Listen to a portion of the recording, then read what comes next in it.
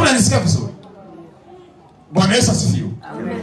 Bwana Yesu asifiwe. Amen.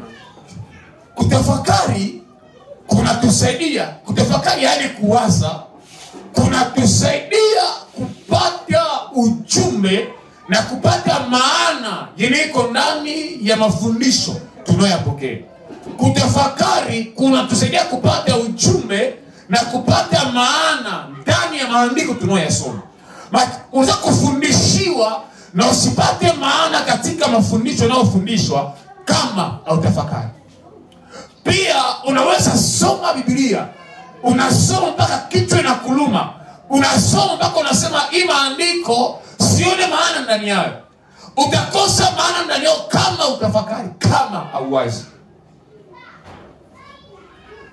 Maki muda ambao tuko ndani ili kwamba uwe salama. Kwa kwako salama ni kukua vile Kristo anapenda ukue mwili mkubwa. Si ndio watumishi wa Mungu?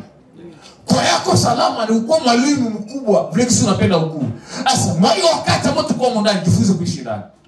Ndio unajifunza kuishi ndani mwayo wakati uko unafundishwa ili kwamba ukue salama katika utumishi wako. Kipindi uko unatafakari vitu tunafundisha hapa.